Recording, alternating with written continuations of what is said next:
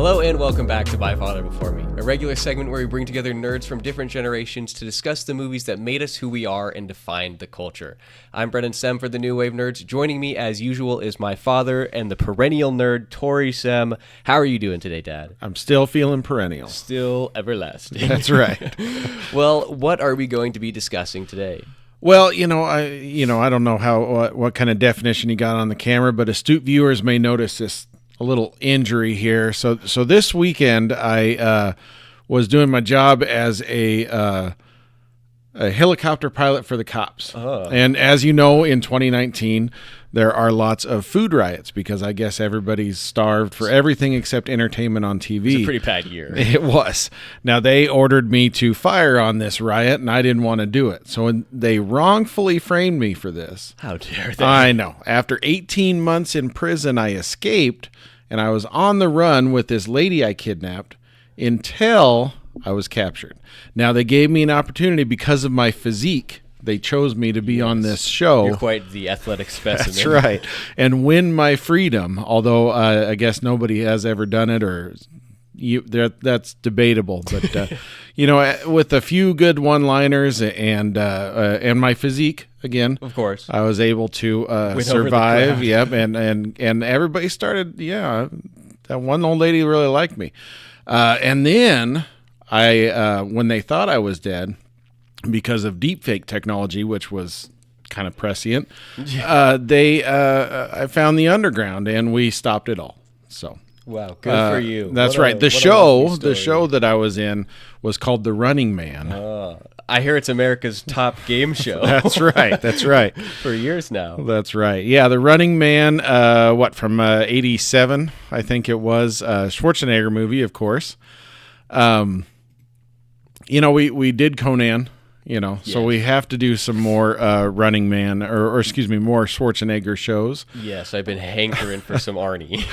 Some of the ones I wanted to watch are a little bit difficult to find, but luckily we found this one streaming, and I got to say I enjoyed rewatching it from back in the day. So. Yeah, well, this is one that I've talked about a couple different times on the podcast that I didn't know anything about it, but for whatever reason I must have seen the poster when I was a kid, but never watched it, and so it's always been in the back of my mind. One that I've sort of always wanted to watch, but never enough to actually watch it. So I think, this movie, obviously non-spoilers, I thought it was pretty fun. It was a little interesting, to say the least. There's definitely a lot going on there. Well, it feels like, our escape movies that we talked about when we had, it's a dystopian, not so distant future, when in the past, the future, whatever. Yeah. Where some of the things maybe, obviously we've got like Survivor, we've got those kind of shows. We haven't quite gone to the kill the prisoners stage of things yet, or if we have, I haven't seen those shows yet. Give it a couple years. Yes. So speaking of the escape movies, was Escape from LA was set in 2015, right, or 2017? Was it? I can't remember. No, wasn't it in like 1990 something? I can't remember when that one was set. I think like New York was. We're definitely. That's right. It was set in L.A. was. The movie came out in the 90s. 2013. Yep, you're right there. So. Okay, so we're definitely in the vaguely the same time frame. Evidently, the early thousands was where everything was supposed to go bad. Everybody had a prediction, yes, and the argument's still out there how close they are, but. And there's some things. Obviously you could see television and stuff like that. And I will say, shortly after this movie, and now there was a TV game show type thing when I was younger called American Gladiators, and they've tried to bring it back a few times. Well, from what I have heard, the people that wanted to put American Gladiators on TV took clips from this movie and said, we want to do this without the killing. That's amazing. So I guess you got to argue whether the movie was prescient or the movie caused it. But so those kind of things have been out there, and you're trying to predict the future always. It's interesting that this one was it's 2017, 2019 when he finally breaks out of prison and that sort of thing. But I guess I can't remember how long it had gone on, but yeah. So I guess one thing that I've noticed in the past couple movies, and I guess generally in movies from this time frame, there's a lot of racing against the clock here. There's a lot of racing against. It's a pretty central plot point in a lot of these movies we watch. There's always, you've got to get something in there. See, here's the thing. With these movies, you're getting what you're getting, and what you're getting is a little action, and we want to see Arnie doing some fun things, shooting people, and that sort of thing. Great one-liners. Right. Say his great one-liners. So what you need to do then is just make a plot device so that you get that, right? And that's obviously what they've got to do. Now, the timer thing is a thing. I guess this one, let's see, this one didn't necessarily have a countdown timer as much as it's a race type of thing. He just said it in the beginning, and then we never mentioned it or worried about it again. Right. Well, they, again, we had... Snake had the injection that was going to kill him, and their prison was having those collars that blows your head up, and stuff. So. Yeah, I liked the design for that prison. I liked the idea that it's sort of a wireless, like, just fence. Right. Yeah, I thought it was fun. It made me think of dogs. You know how they've got those shock collars, right? And, like cattle and stuff too. Well, they definitely, and they even they equated it to, I think right now, if you go into some of them maximum security prisons, and I haven't been there other than what I just said, but you see it on TV where you've got the door locks, right? You've got somebody on one side, somebody on the other side, and that was kind of interesting the way they did that here, because when they first, for some reason, they've got a suitcase with the lock on there on the inside. But they just kept typing back and forth and turning on and off and that sort of thing. Yeah, so. I wish they had sort of addressed that. Like, why did it not work like 8 times and then it suddenly just worked? Well, see, that's what I'm saying is it wasn't working because there was a guy on the outside of the fence also typing in the code. So every time he turned it off, guy turned it back on. And then you see in a little bit that they finally pick it up and they shoot that guy on the other side of the fence. And since he's not doing it, that's when it goes off. Okay, yeah, I didn't realize So, I mean, there's more thought. This is a smarter movie than you thought. Speaking of this fence, R.I.P. Chico. Poor Chico. Just kept running despite everybody saying, stop, the fence is not down. It's definitely the targeted explosives that take the collar just up.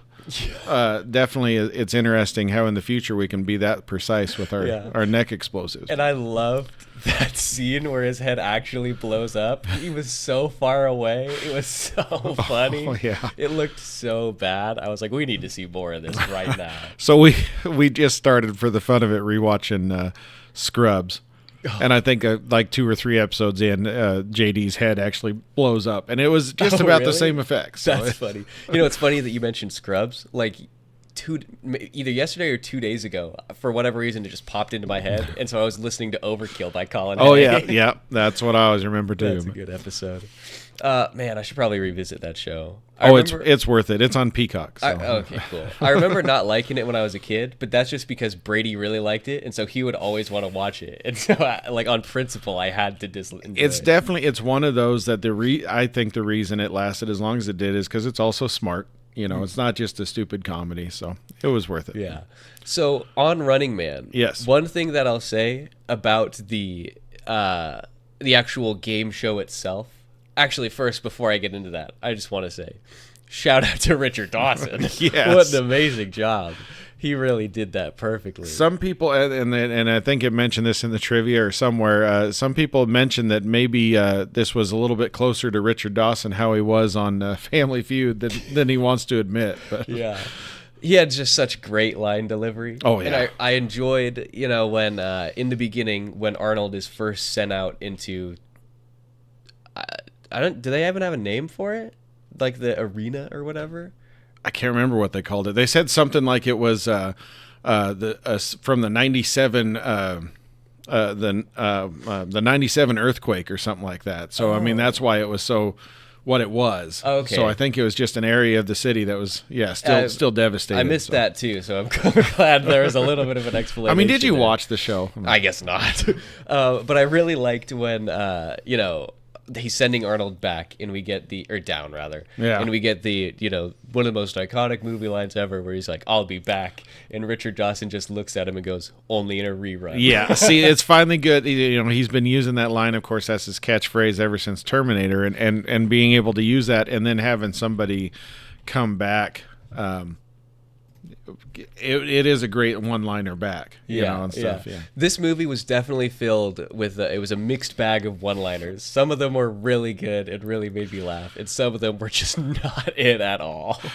I am curious how much of that is Arnie on the set, you know, with his one-liners. I mean, I'm flashing back to when he was Mr. Freeze and Batman, or Ice to me. Yeah, all those, and you know, even the Sub-Zero. He says, he was Sub-Zero, now Plane Zero. And I'm like, well, that's actually better. You know, if you're Sub-Zero, you're below Plane Zero. So, I mean, he's a little warmer now. I don't think he's got to figure it out. Well, English isn't his first language. That's true. So this was what I just looked it up. It was 3 years after Terminator? Yeah. Yes. Yep. So we had Terminator. We had, Conan, Terminator, Commando, Predator, and then this, right? I mean, this was... And I think shortly after this, we get into Twins, you know, and stuff like that, where he's kind of rolling himself out of the action or trying to do a little bit more. Oh, okay. So this was towards the tail end, I guess, of his action stuff. So sorry, I forgot. I forgot that was a I always see that little clip. I love that. What the heck is this? Stan Lee's Superhero Kindergarten? Oh, wow. Well, that sounds interesting. He's getting up to some great things in his later years. So I thought it was a little weird, you know, when Arnold is sent down into the arena, Richard Dawson just pulls up his two friends and is like, we're sending them in too. Well, that's how you know he's evil, right? Yeah. Because he said, you go in and we won't send them in and stuff, and then he still does it, you know, and stuff. Yeah. But it's all entertainment. This is how we entertain. This is the surprise visit from the producers, you know, and stuff. Yeah. So That's one thing that I did enjoy about this movie. All of the stuff was so over the top. Oh, yeah. Like, so what you would expect from this sort of hyper, you know, commercialized like thing. They're just going super crazy. Like, we've got a guy who lights up and it also sings opera. Yes, incidentally, he's a real opera singer. Oh. He was an actor, and then he went in and he's an interesting read if you ever want to read a biography for some actor. But that dude, he was a real opera singer. He actually went to music. Oh, man, now I forgot it all. But he was a real opera singer, and shortly after this movie, he actually passed away from a heart attack. So, but I mean, it's got an interesting. I mean, that dude, you know, he was quite. I think. He started his own software company or something like that. Oh, yeah. So he's quite the Renaissance man. I guess, that's a pretty big range. Yes. So, like I said, I enjoyed how over the top, you know, this movie was in so many ways. But I cannot figure out what was going on in the minds of this director when they pitched whatever Arnold is wearing here. I have no idea. It's got padding on it. You know, it's very stylish, I suppose. I would think so. I would think you would want to have something, especially the reason that they pick Arnie in the first, or not Arnie, the reason they pick his character in the movie in the first place is because, you know, like you mentioned, he's got such a great physique. Right. Look at his stamina as he's breaking out of prison. I would think that you'd want to outfit him in something a little more form-fitting, you know, something that sort of shows off his. I mean, he even says, what does he say? He says, I can make something off the biceps alone. Right. You can't even see his biceps. Maybe Arnie was getting a little long in the tooth here already. Like I said, this is the end of his action career. I mean, he definitely doesn't show his commando arms, you know, and stuff. But we got a lot of images of the poster here. There's plenty of stuff there. Oh, man. Yeah, I don't know what was going through their heads. I thought that was really dumb. It doesn't make sense in any way because it doesn't look cool. It doesn't look... I get the sense that it's, again, supposed to look, you know, vaguely dystopic, I suppose. It's space agey, yeah. But, you know, and, the hunters or whatever they got, they are stalkers? Which one's Stalkers. Stalkers. They... you know, they've all got their gimmick, right? And then these guys, they just throw them in there in their spandex or whatever. Yeah, this was the outfit design for all of them was pretty crazy too. I did enjoy the what's his name? Sub-Zero. You mentioned it. The big Japanese hockey Right, player. right. Professor Tanaka. Is that what his name was? I think like you're that. right. Yes, Professor Toru Tanaka. Yeah, and I think he's got some clips where he was a sumo wrestler. He's definitely that guy, you know. Oh yeah. But I think that he. Little House on the Prairie. That's so weird. Well, yeah, that's a good old fashioned western. Or they had the immigrants coming over back in the day on the prairie. It's true. Do you think he's building the railroad? Oh man. I think the reason he's professor, I thought I saw somewhere that he was actually a wrestler, and that was his wrestler name, Professor something. Oh, that's a pretty but cool I name. could be wrong on that. I thought I saw something like that, but you know, sometimes I was born Charles. Charles. Wow. Changed your name to Toru. Well, so he changed. His name was Charles Kalani, and he changed it to Toru Tanaka. That's right. Well, it's definitely more interesting there. Okay, here we go. First appeared playing a Japanese sumo wrestler on the TV series. Oh, so he was Little a House sumo on the wrestler in Prairie. Little House. There you go. Wow. That's weird. We got a lot of weird people in this movie. That's right. Well, we got two governors, so. Arnold and who's the other one? Arnold and remember Jesse Ventura was the governor. Oh, that's right. I forgot about that. I mean, they both came over from Predator, and now they're the governor. So That's right. I really forgot. Man, something about Predator. It instills you with that leadership. well, you know, if you can shake a hand like that, then you can definitely be a governor. So. Is that him right there? Yes.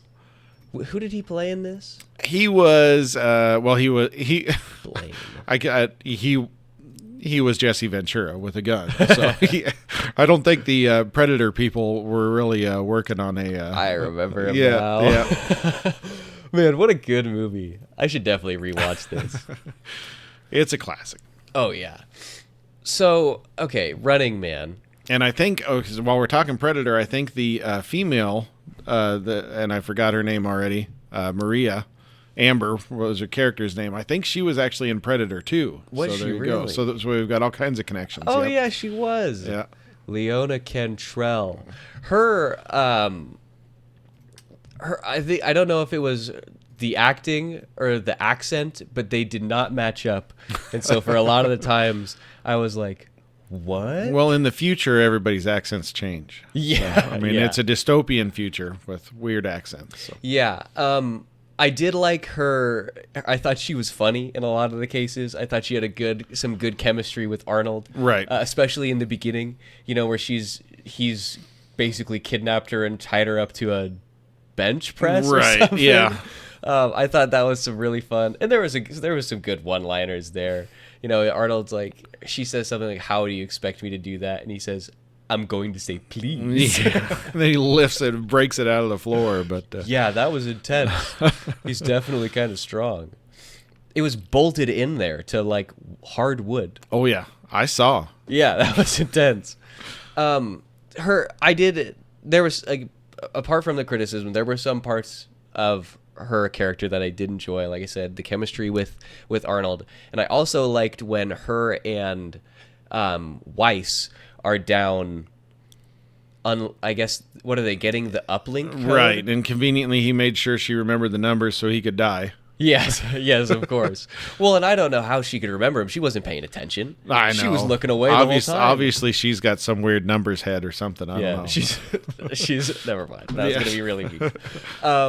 But I thought that was a fun scene. Those two characters, what are they? Weiss and Laughlin. Right. Ultimately, they just both felt so, I guess, useless to the story. Like they were kind of there, and I got Quick the sense, little plot device. I mean, they give us information about the underground movement Yes. or whatever, you know, and that sort of Yeah. thing. So that's what they're for. Because Arnold doesn't, you know, Ben Richards doesn't care about that at all. Yeah. Right. So I mean, you've got to give somebody who's trying to do that, and then eventually when they go, you know, he can kind of have a little heel turn and get in there. You know. So. Yeah. I wish they had utilized their deaths a little bit better. Like, I wish the story had been planned out a little bit, so it wasn't like, okay, we just need these guys to stay alive until, you know, 2/3 into the movie, and then they can die after they get the uplink code. Right. I wish it had been there had felt like there were stakes in the beginning. Like in the opening section where they're battling Sub-Zero and Weiss gets thrown into a hockey net. What a stupid scene. Yeah.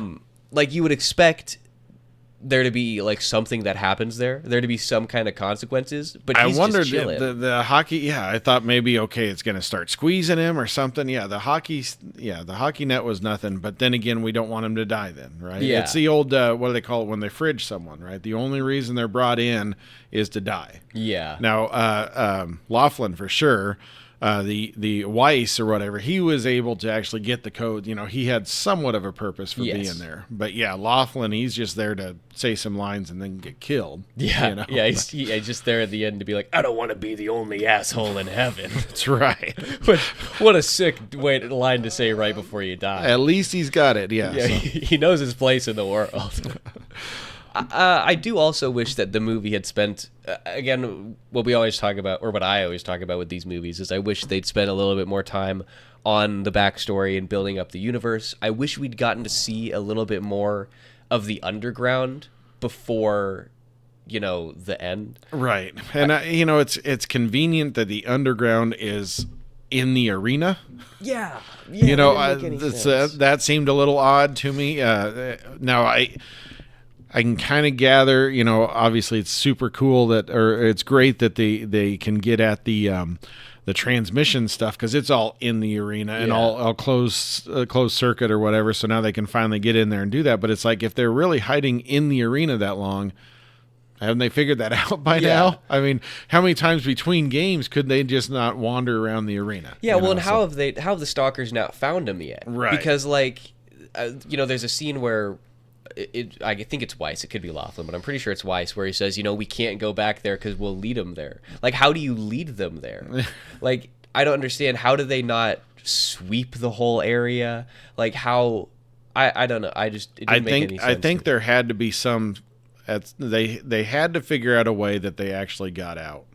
Or something, got out of the arena and found the underground then. That's definitely a thing. And like you say, I mean, I don't know, I don't remember what the running time on this was, running time, how long the movie was, but you're right. Hour 41 was still a decent running time. Especially back then in the 80s. Right. I mean, a lot of these ones we watch are like an hour 30. Like we're cramming in 10 extra minutes here. You would think that they could have done a little bit more, but they had to. It felt like leading up. I mean, I don't know how long it took. I think it was. I was listening to a podcast. I think they mentioned it was like 40 minutes before we finally get into the actual game show and stuff. That's a lot of build-up. There's a lot there that you probably could have done a little bit more, other than just Arnie going to his brother's house or brother's apartment that we never find out, or anything. Yeah, it's just a little. It's a little interesting. So. Yeah, and I wish, 40 minutes, that's so long. I mean, that's literally almost the whole movie. Right. Like, that's so much time. There was a lot of exposition that could have been used a little bit better. And, I sort of get the idea that, like, we're trying to build up this character of, what's Arnie's name? Ben Richards. Ben Richards, yes. We're trying to build up this guy as like somebody who just wants to escape. He doesn't care. He's not an idealist. He doesn't care about bringing down Killian or anything. He's here for revenge. It's a vendetta. And I sort of get that. But at the same time, like, we don't really get that much insight into the actual character itself. Well, let's watch Commando, and then we'll see how much insight we get. I mean, I think that is where we're at with Arnie movies at this point, is there was Red Heat. I don't know if I remember that one. I want to watch that one because it has it was an Arnie one. It was kind of a buddy cop with Belushi, James Belushi. Oh, really? Yes, which came out about this time. Well, so that's 88. Yeah, so that would have been after this. He's a Russian cop or something like that. I don't know. Yeah, he looks jacked there. Yeah. I mean, why couldn't they, whatever. So all of the Arnie movies, they got to a point, and certainly, like I said, the one I wanted you to watch was Commando, but we couldn't find that one streaming anywhere. That would have been a year or so before this one. Couple years before this one, and that was, and we're coming off of Terminator, where Arnie had 16 lines or something like that. I mean, I can't remember what it was exactly, but we've got all the point of these movies is not to do that. Right. Yeah. Now I'm curious, like you mentioned, a remake upcoming. What they're going to do with that. Yeah, I'm interested to see. I hope that we get a little bit more. I mean, obviously, in general, movies are getting longer now. Right. Like the average runtime is. Well, and audiences are expecting that. They're wanting that viewing for their money. Right? Yeah, for sure. Well, yeah, I mean, what is it, like $12 for a ticket now? Right. I mean, it's ridiculous. So yeah, I'm interested to see that. I think we discussed when we did our maybe we said on the episode when we did the escape movies that Glenn Powell had been cast as Ben Richards in the remake. I am curious to see curious to see what they do with him. He's obviously a bit of a rising star. He's doing a lot more action and rom-com stuff. Right. And so I'm kind of curious. I actually haven't even seen him in anything. I know. I think we're going to go see Twisters this weekend, so we'll have to see how that turns out. You'll have to let me know how that is. That's not, I don't think that's a vehicle to see how well you act. Yeah. I mean, obviously it's a summer action movie and stuff like that, or that kind of thing. So I don't know if it's necessarily going to tell us exactly what we want to see. But then again, maybe that is what we want to see when we're talking about, the equivalent of an Arnold right now or something like that. Sorry, go ahead. I was just, we hadn't really talked about the production stuff. I mean, this movie went through a ton of directors. There were they had a bunch of people on, and at one point there was one director who was going to set it all in a shopping mall, so they axed him. There was one director, like the fourth director they had, actually started shooting, and a week in they were like $20 million over budget or $8 million over budget, something like that, right? So they axed him, and then because they were going, they got a TV guy in who was it Paul Michael Glaser. Now, I know him because he was Starsky on Starsky and Hutch. Oh, really? Yes. So and Arnold didn't want to have this TV director in here. He thought he wasn't going to do it right, and you can kind of see. I think that it's a run and gun shoot, a TV type thing. Yeah, even definitely. though it's definitely. I mean, it's an Arnold movie, but you can kind of tell. They just brought a hired gun in to get in there and get it finished. And that sort of thing. That's interesting. So I guess I wonder, like, if they presumably they had to do reshoots and stuff, like how much over budget did they go? I know. Yeah. I mean, I hope maybe they brought him in because he'd be cheap and he could catch him back up. Yeah. He wasn't asking for much. One quick note on Twisters. I didn't know, but Superman plays in the movie. Oh, there we go. And I just watched the final episode of season 1 of Smallville. Superman runs into a tornado. So seems like we're right on track. Well, in Smallville I'm thinking of Man of Steel, where his dad gets sucked up in the tornado. Yeah. Never mind. I was just talking with Shade about that, and how a lot of people are upset that he died. But I don't know. We all know why he did it. Yeah. So back to Running Man. Yes. At this point, I think I'm going to transition to showing a few clips here. All right. I think we've got some truly amazing things to take a look at. So most of these are pretty long scenes, so I've cut to the end of what I thought was the funny part. Well, good. What in the movie made me laugh, either because it was amazing or because it was bad. So this is pretty early on. Sub-Zero gets ice. Oh yeah, what? Here is Sub-Zero. There we go. Now, Plane Zero. Yeah. I mean, what a weird shot here. It was this that made me laugh. I was like, what are we doing? Well, and then the next one-liner when they're walking off, he's a real pain in the neck. They nailed it. He nailed all the lines. Yeah, that was definitely great. I like the handshake at the end there. They were so crisp, those claps. Oh, man. And then we've got, next up, another scene of a stalker death. This one was so long. While it was happening, I was like, how long are we going to hold this for? Oh, yes. We didn't quite see it. I even skipped into the beginning, or into the middle of the fight. There's more before this, of them just battling over this chainsaw. Fighting over the chainsaw, for sure. Yeah, it's and I think that this might have been one of the scenes that caused it, but I know that there was quite a bit. And of course, we're talking it's an R-rated show. Oh, it was? Yeah, I believe it got the R rating, and I think some people have said it's one of the more gory and gruesome Schwarzenegger movies out there, and this is probably part of it. Now, they didn't go so far. I mean, nowadays maybe they would actually, well, we're talking Game of Thrones, they'd show him getting cut in half. Yeah, definitely. They'd finish it off, but yeah, it's awful rough. yeah, that was a little much. They definitely kept it going. And then I like later on, so I think Amber is like, "What happened to Buzzsaw?" And he goes, "He had to split." He had to split, of course. That's great. And I like the line that Buzzsaw says there was so funny to me, where he goes, "I love this chainsaw. This chainsaw is part of me. Now it's going to be part of you." Oh, it's definitely. I mean, this is. So we did have, of course, we had some wrestling at the time, and it reminds me of that. The wrestling talk, and that's probably the inspiration you get for this movie is a little bit of that WWE wrestling type of talk. Oh, yeah. We've got a clip a little later on, and one of the comments that made me laugh is Arnold casually cutting the sickest WWE promo video. Oh, yes. Oh, man. I mean, this movie had some great moments. This is one of my personal favorites. There we go, yep. This one made me laugh so hard. Okay. Uplinks underground. Uplinks underground. You guys don't shut up, I'm going to uplink your ass. You'll be on the ground. I'm going to uplink your ass and you'll be underground. You'll be underground. Oh, man, that was so good. Some quality acting there. That's where he was really working his chops. Oh, yeah, that's definitely Oscar-worthy. And then here we have the death of yet another stalker, and this is the one who glows up, who I was such a big fan of. Well, now he doesn't die here, though. That's true. Right? That's because true. Arnold is being the good guy now. Yes, and he won't kill him when he's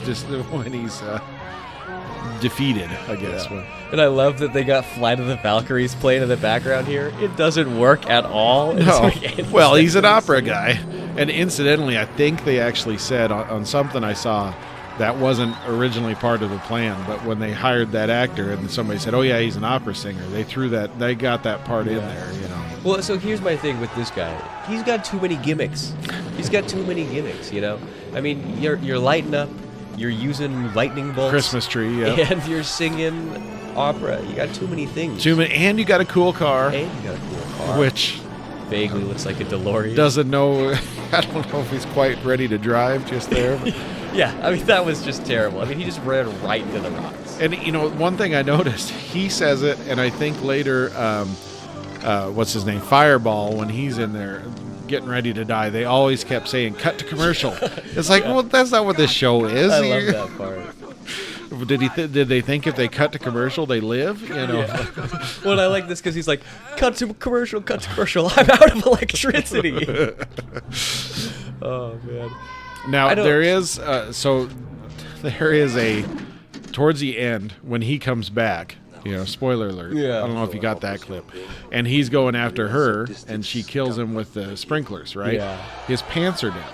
Oh. Now, I thought, and I got, I obviously went the bad way and thinking he's really evil and he's going for the rape. Yeah. Now, what the director has come out and said is that at this scene where he runs over and he's almost dead, he actually pees himself. And that's why he's not wearing any pants. That's so funny. That's what the director said. So, I mean, it doesn't quite, I don't know if it quite fits with anything or what. But that's amazing. Wait, peed himself... Like the character peed himself, or the actor? I assume the himself? Character. I'm guessing it's the character. Okay. Well, that rollover, I wouldn't blame him for peeing himself. I mean, his head's sticking out the top. Oh yeah, he definitely got his neck. He doesn't fit in that car at all. Yeah, and I actually do have a little bit of that. There it is. Here. There you go. Oh man. Yeah, because you'll notice here he's just in his tidy whities, but. Out there in the zone. What's the matter now? I just loved his delivery here. It was so ridiculous. There's nothing funny about a dickless moron with a battery up his ass. Well, see there, he's got his pants on. I think that director is just trying to defend himself a little bit. I don't know. Lying. He's just lying. And then we've got one final clip here. This is the WWE promo. Oh yeah, yep. So amazing. And I just hate to see you get canceled tonight when you could go the Get distance. canceled. Yep. Say There you the go. word, man. You can be the one doing the stalking. What do you think? I don't know how it's still transmitting video. I'll tell you what Well, I'll it's make of the it. future. I'll live to see you eat Ain't that gonna run contract. wires everywhere. But I hope you leave enough room for my fist because I'm going to ram it into your stomach and break your goddamn spine. He's got it. I love that face there. He's like, oh, Oops. this guy means business. Oh, man. Yeah, so we had some really, some great dialogue here. I'm really impressed with the work that this team put together. Definitely. Well, and like I said, there's a lot of writers. Now, incidentally, we didn't mention it. Steven D'Souza is one of the credited writers. Oh, yes. The writer for Die Hard. Really? Yes. Really? Which, That's okay, great. so that gets into something we haven't talked about yet, is that this movie, The Running Man, and Die Hard was based off of a novel. And it's an adaptation of a novel. And this movie, of course, was an adaptation of a Stephen King novel. You didn't know that? Oh, I thought you knew that. Yes, it's a Stephen King novel, The Running Man. It was written when he was writing things. It was published under the name Richard Bachman. Oh, okay. Because for a while he was writing so many books, and the publishers wouldn't put out more than one a year for an author. And he had these other books, and he tried to take them in, and that publisher turned it down. Oh. So he thought he would take some of these other stories he had and publish them under a different name just as a test to see if they made as much. Right. They didn't. But all the Bachman books, and I remember my dad having a collection sitting in the bathroom when I was a kid, the Bachman books it was. And I never knew what it was until I realized that is Stephen King. And those Bachman stories were a little bit darker. And that's The Running Man, which I haven't listened to it, but I did download it. I was going to listen to it, but I didn't get time for you people. But it was when they picked up the rights to the book, they were like, boy, this unknown author is sure asking a lot of money. And that they didn't realize it was Stephen King when they bought the rights. So funny. But anyway, so the book is a little bit different. The book takes place in 2025, so it's next year. Oh.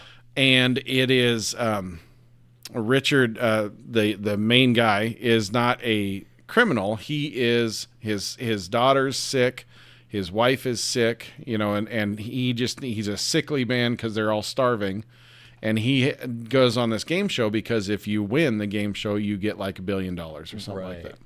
And the way that the game show is there are stalkers, but you can go anywhere in the world.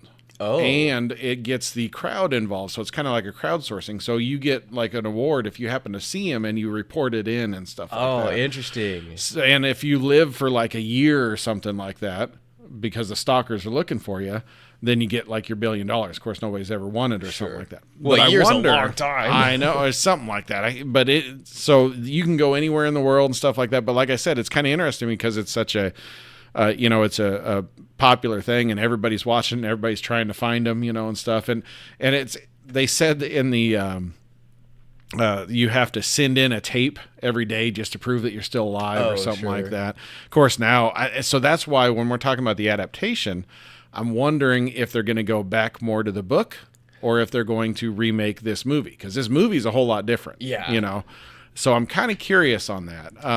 I don't know. I think you could go either way with that. I think if you could remake it, you could definitely make it, better. But I think to see the original story would be really interesting, especially with, the budget that these, big movies have with somebody like Glenn Powell. I mean, you can, shoot in different locations and see the sort of U.S. spanning this national endeavor, and I think that would be really cool. Right. Well, and they said, originally, casting-wise, we always talk about alternate casting. Originally, they had Christopher Reeve signed up instead of Arnold. So, and sure, this was the reason he didn't do it is because he went to Canon Films and did Superman 4. So, Right. this is when he's maybe getting a little bit more dad bod than the early Supermans, and stuff. So I wonder if maybe they were originally considering that more angle. And then, of course, Arnie comes in and he's the beefcake, so they got to change it all up. But. Yeah, that's interesting. So now here's my question. When Stephen King wrote this book, so the movie came out in 1987, so presumably before this, he's on coke at this time, right? Oh, I'm sure. I'm sure this was his coke days. He's out of his gourd. I'll definitely say, so the Bachman books, and I'm no Stephen King expert. I've read a few of his books and stuff and that kind of thing.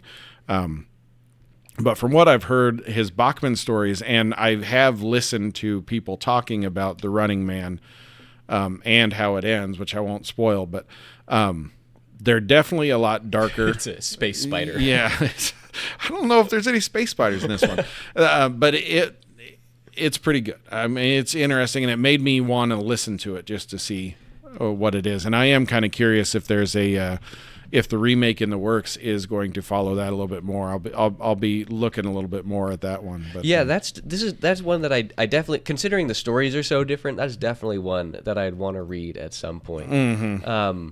I was looking just to see if it's available on Kindle Unlimited. Oh, there you go. It's not. It's available for $14.79 as a paperback on Amazon. Well, you know me, I go all audio anyway. So. Yeah, and $14.79 is a little much. Yeah, you know, I don't know if it's quite worth that, but I would probably say $7.99. You know, not just based on. I just, you know, it seems like a mass reprint. You know, I can't Right. imagine it's one that really does well. Well, and like I said, from what I have heard, his whole point was to try to see if he could if he could get some stories and make some money, not as Stephen King. Right. And I don't think they went over very well, because, and again, they were stories that his main publisher turned down. Right. Yeah. So I can see, it's just, he's just throwing them out there for other stuff. So. Yeah. I mean, so I guess you kind of have to expect it, but it's also got to be a little bit disheartening to publish something under a different name and have it do not as well. It's a little bit more pressure on you because you realize, Stephen King's the name that people are buying, not necessarily my book. Yeah. Yeah. He's got his output is so crazy. He's such a wide variety. Like some of them are obviously amazing and some of them are just and that's why when we talk about some of these movies, there's a lot of them out there that are Stephen King adaptations because he did something where he called Dollar Babies, where he would, any film student who wanted to use one of his books, he would charge them $1 so that they could do it, cool. And stuff, so that he could get his adaptations out there, but also, give material for film students and that kind of thing. I mean, he was real big into that. That's really cool. But also, I mean, it's cool that he's supporting these up-and-coming filmmakers and these people who don't exactly have the means. But at the same time, you're ultimately kind of just giving Stephen King adaptations a bad name. Right. Like some of the... You're definitely getting some bad ones. There are so few good Stephen King adaptations. Like The Shining is a great one, and that's not even anything like the book. Well, and he doesn't like that one. Yeah. He has always come out and said he does not like Kubrick's version of The Shining. Yeah. He likes, there was a miniseries on TV, a television miniseries with one of the actors from a sitcom, Wings. Is it this one? Yeah, what's his name? Scroll down there a little bit. Steven Steven Weber, yes. He likes was in an this episode of one. Psych. Yes, of course he was. Oh, wow. Yeah, he likes that adaptation better than what Kubrick did. But This is interesting. I kind of like that actor. yeah, I've actually heard that this is a pretty good adaptation. So. I like that they've got the hedges. Yes. I loved that part of the book, and I was sad that we didn't really get to see that. I will say one that I'm interested in while we're on the Stephen King kick is I think there is a television series for Salem's Lot coming out. Oh, okay. And I'm kind of curious about that one because I've heard some decent things, but maybe I could be wrong on that. I don't know. But, I guess I'm not recognizing any. Bill Camp. Why do I know this name? He looks familiar. Oh, The Killing of a Sacred Deer. That's right. That movie's so weird. It does not strike me as one that you would enjoy. Oh yeah, that's one of them where it's a little bit above what I feel like putting into on movies. But He was played Crazy Man in Birdman. okay, This is one that I definitely want to watch. you haven't watched that one yet? I haven't. I've heard, obviously it won a bunch of Oscars. I've heard a lot of people say it's great. Yeah. But in recent years, I've heard a lot of people have revisited it and said that it's really overrated. Yeah, we'll have to. I haven't seen it since it came out, so I'm kind of curious on that one. Well, and I like Michael Keaton. Well, so yeah, and we've got the Beetlejuice coming up, so we have stuff to talk about. That's right. That's right. I'm not excited for that. I'm not gonna lie. I didn't. To be honest, I was never, a huge fan of the original Beetlejuice. I thought it was fun. You can be wrong sometimes. So. No, I'm right all the time. What was he just in? Lewis Pullman. That's right. He's attached to Thunderbolts. Okay. Robert Reynolds. Rumored. I think that's the Sentry. Okay. Well, you don't want to mess with him. In Marvel Snap, he's a mess. But. Oh yeah, he's psychotic. Such an interesting character though. So I just, obviously transitioning to Marvel, I just read World War Hulk on the way over 4th of July. I read Planet Hulk, and I just read World War Hulk when I was back here. And there's such a cool fight scene between Hulk and the Sentry, because Sentry is like the most powerful person in the universe. Right. And he's like the only person who could stand up to him. Such a fun fight. Got to revisit. Yeah, but Running Man. I am surprised that this is a Stephen King book. Yes. You know, I've read. I obviously haven't read a lot. I also wouldn't consider myself an expert. I've read a decent amount, though. I've enjoyed quite a few. One of his short story collections is actually probably in like one of my top 15 or 20 books of all time. It's just such a fun read. I think it's I want to say it's Full Dark No Stars is the one that it's called. But there's so many fun ones. There's one of the short stories is 1922, which is set in 1922 in Nebraska. That was really fun. They made a Netflix adaptation that's okay. But this does not strike me as his, and I guess maybe it's because the story is so altered. It's definitely, I mean, you can definitely see, I think that when we say Stephen King adaptation, we're saying they took the concept of a game where somebody has to survive, and that was it. Yeah. Right? I mean, they took the character's name, they took that concept, and then, it's definitely, from what I've heard, like I said, I did download it, so I want to get that on my listening list. But from what I have heard, it's very lightly attached. Yeah. Enough that, in fact, I think Stephen King came out and said he did not want his names in the credit or name in the credits anywhere. Oh, really? He wanted it listed as Richard Bachman. So, which, maybe that's him sticking to his guns on his whole pseudonym or whatever. But it is interesting. So I was just trying to look at like where in his bibliography, that's the word, like where this would have, like where the movie would have come out in relation to some of his other movies. Right. It's the year after It, which is really weird. Well, now It, of course, was a TV miniseries, right? Yes, and that's really good with right. Is it Tim Curry? Yes. Is that his name? Yeah. Mm-hmm. He's great. Now, is this the books or the movies we're looking at there? Because these were books. Okay. I was just looking. I was curious. I was trying to make sure he was alive. He was another one who I thought had died, but I guess not. Getting up there though, born a couple years after World War II. That's my favorite comparison to make when you got to World War II. It just puts it into such a weird perspective. But I was just looking to see like where in his career did this movie take place? Like, would he have been well off, or was this a kind of thing where he's like hurting for money? Because, and obviously I have no experience in the world whatsoever. Right. But like if I'm an author and I'm giving away the rights to adapt a story of mine or like adapt a concept of mine, it would really, really bother me if the finished product were so removed from the book. Right. Well, and again, I think this one, like I said, they specifically said, boy, he's asking for a lot for being an unknown author. So I think that, there's a difference there between the dollar babies and the ones he's actually selling to production companies to make actual productions. Right. I think he's starting to hit it pretty decent there. And again, they didn't know that it was Stephen King when they bought it. Or at least that's what they say. Right. And in fact, I think it was if I listened right on one of my podcasts, the book he wrote after The Running Man, the Bachman book that came out after The Running Man was actually the one that actually kind of threw it out there, and then people realized it was him, or it was a little bit more common knowledge at that one, because that one, for something about that one, it kind of released it. So interesting. I saw clips of the game. I gotta look up some clips. I gotta see this. It's worth a look if you can find. There it is. Oh, full game. It's on the Amiga. It's a classic. Oh wow. I mean, he's running.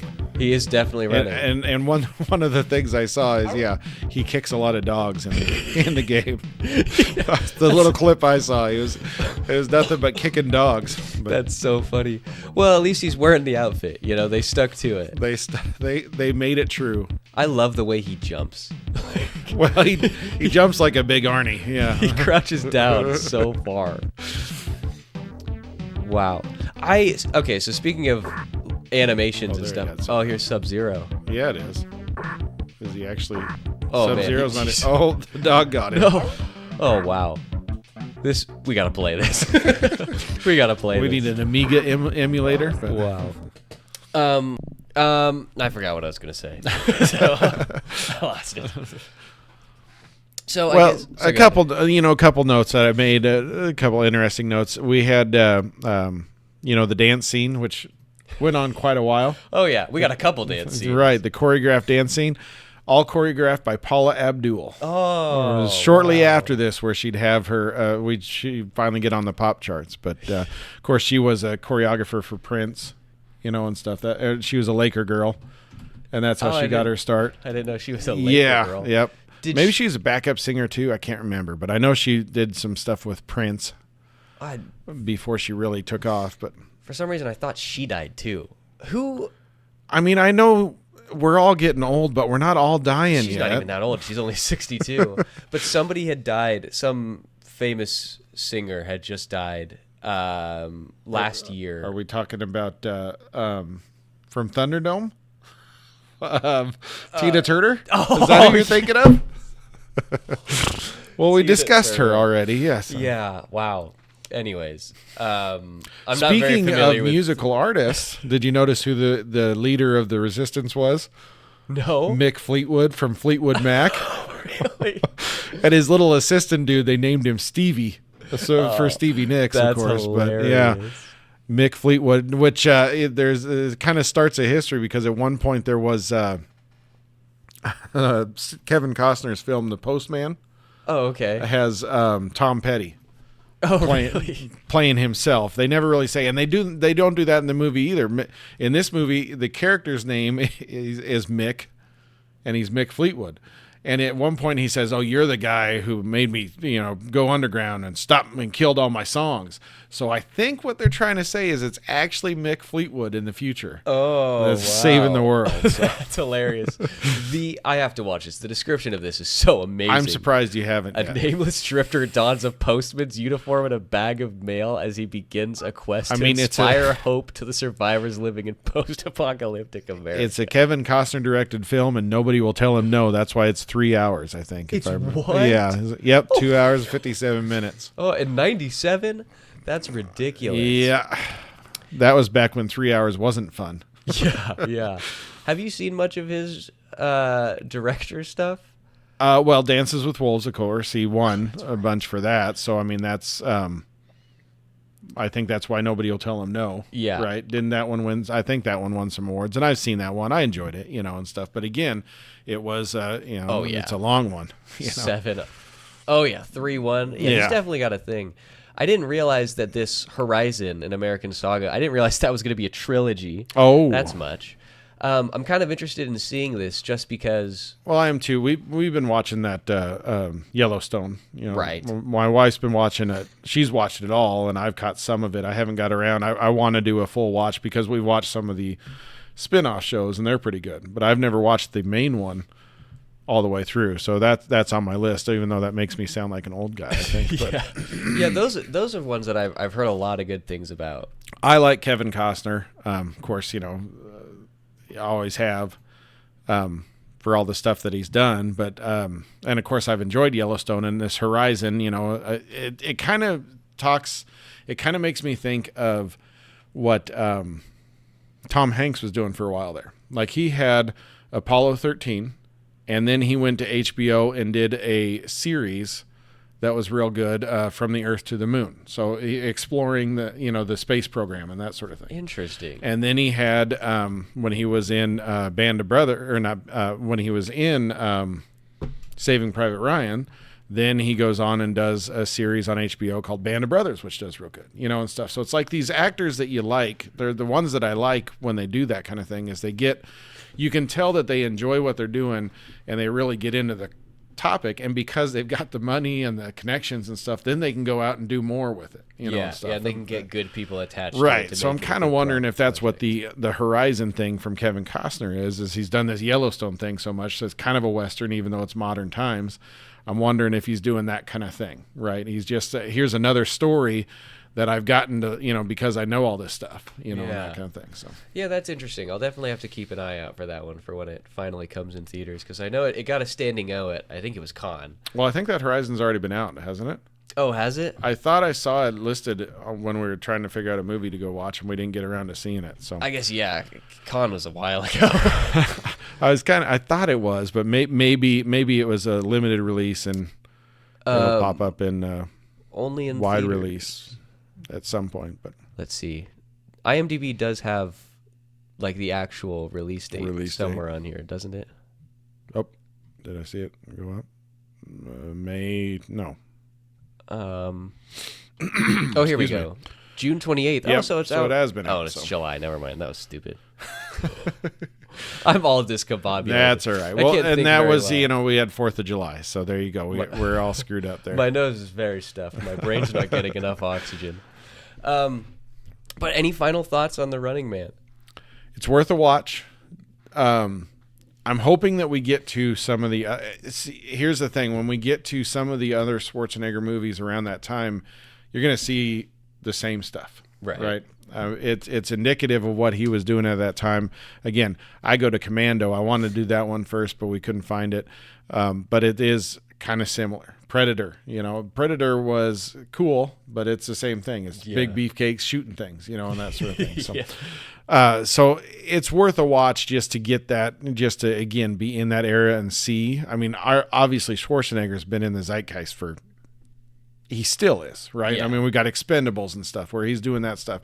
He was governor. He's been around. He's been in all these movies. He's got King Conan coming up. I still see clips of that coming up, and stuff. So he's still around, and it's kind of interesting to see the early work, and then, of course, see how that has got him to where he is. Yeah. So. I did see, I can't remember if I told you this or I told Shade this, but I saw somebody do a video about the difference between the acting careers of Arnold Schwarzenegger and Dwayne "The Rock" Johnson, about how Arnold attaches himself to directors and chooses to make interesting movies like Terminator and like Predator, movies that are kind of unique, and then you've got Dwayne "The Rock" Johnson, who just has money and has the appeal because he's The Rock, and so he'll just make whatever and he'll just be The Rock in it. He's there. Yeah, it is interesting. And when I talk about Arnold's career, I think of True Lies. All right, True Lies. I can't remember when that one came out, but it's still, he's being an action star and stuff like that. Or I think a Last Action Hero and those. You can definitely see when you go back and watch these older ones, you can definitely see how he's progressed, right? And how he's doing. It's making a difference. It's just, I don't know. It's interesting. So 94, 7 years later. So it's funny that you bring this movie up, because I wanted to bring it up, but I'd forgotten about it until now. When I started watching Running Man, yes, the whole time I thought I was going to see Arnold in a rat tail. Okay. Because the posters for these two movies are vaguely similar. It's just Arnold's face.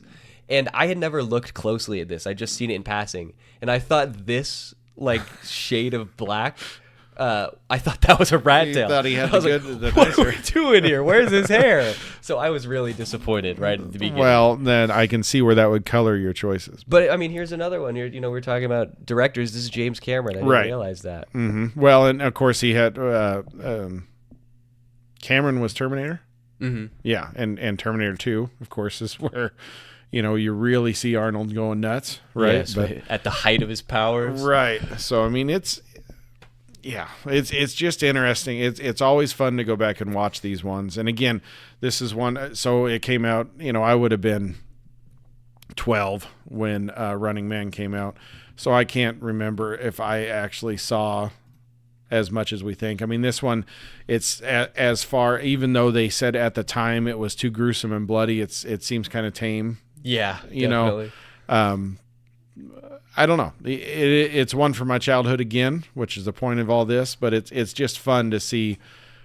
Again, the point of this stuff that we're doing is to see how we've progressed. Yeah. And it's kind of fun to go back and watch it. Yeah. So I'd recommend a viewing. I agree. I mean, it is definitely fun. Like, action movies in the 80s are so different from action movies now. Oh, yeah. I mean, just everything is just, you just kind of take it for what it is.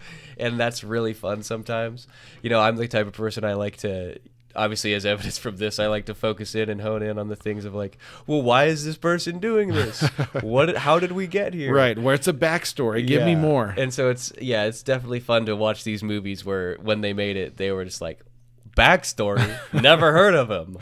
I do enjoy it. It was definitely a fun one. I don't know where I would rank it in terms of the other movies we've watched. I think I probably liked the escape movies more than this. Okay. Maybe as a duo, I think I like them more than this, but I don't know if I like this one more than a single escape movie. Right. An interesting way to phrase that. Yeah. Well, now you're talking oeuvres, you know. Oh man. But I think we'll leave it there. The Running Man, it's available on, where did you watch it? Paramount? Paramount. Yeah. Paramount. And Plus. I watched it on Prime Video. Oh, okay. Because I watched it on that TV in my bedroom, and Paramount's not it on that TV. So Prime Video, definitely. It's, like I said, it's only an hour and 40 minutes, so it's a pretty short one. Definitely give it a watch. But we will be back here in 2 weeks with another classic film.